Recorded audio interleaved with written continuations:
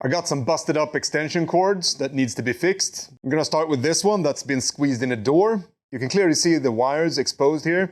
So that's dangerous, but at the same time, it's no big deal because it's kind of easy to fix. I've taped these so no one will accidentally use it and electrocute themselves, because this is like deadly dangerous. You can buy new replacement parts for this. I got this stick prop, we call it in Sweden. So I'm just gonna cut off this piece and put this new stick prop on and we're good to go. It's kind of straightforward. You just cut off the bad part. I could actually also fix this part, but putting a prop on this, it's going to be a kind of a short cord, so it's kind of useless. Get rid of that one. Oh yeah, this one goes on the other part. Aha. Put it on the right way. There. It's kind of straightforward. Just peel off the electric cord, open this one up, put them together, and you're good to go. To start with, let's open this one up so we see exactly what we need to be doing. It's a good idea to start with to put this capsule on.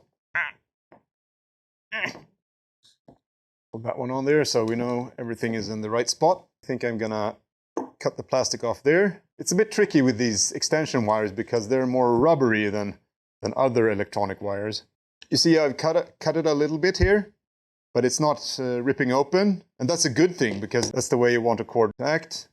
So I have to be gentle when I cut the rest here. I only want to get the black rubber off. I don't want to cut these other wires inside.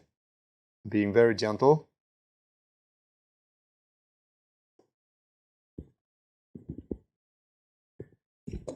Here you go. Here it's important to look thoroughly that you haven't damaged the cords inside, because that's dangerous. We're almost done. Just gonna open it up, put the wires through, connect them, and put everything back together again. I'm not sure how it is in other countries, but in Sweden at least you don't have to have a special permit or education to do these kind of repairs. You should always be careful when you're working with electronics, because if it goes wrong, it's deadly. I'm just going to remove the most important section of the whole thing. Don't lose this, because it's going to clamp down the cable so it doesn't come loose. So you got the jord in the middle and the other on the side. Let's see, this one is a bit too long, so I'm going to cut it down a bit. And in this case, I'm keeping the jord a bit longer. Let's see now, how long should I strip the wire? I think that would be good. They're kind of nimble, the pieces here. So it's kind of a hard squeeze to get them in. And I'll start with the jord, the middle one. Slide it in there, clamp it down. And when you attach these, make sure you make a pull test to see that they're properly attached. Let's have a go with this one. I think I need a thong. This one is a bit tricky. Yes, just clamp it down properly. Just do the test. Yes, this one is properly fastened. Let's do the last one. This section can be kind of tricky. I think I got it now. Yes, completely inside.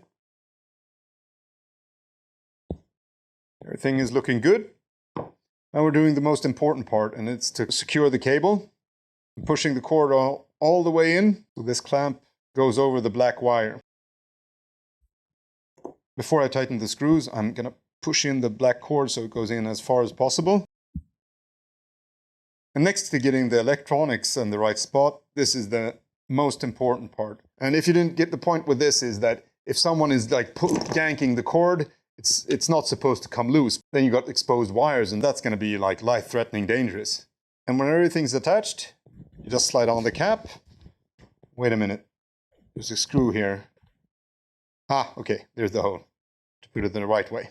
When you slide this one on, make sure you get the jord metal pieces in the right spot. This looks good. And we're good. Now we got a new extension cord ready to use.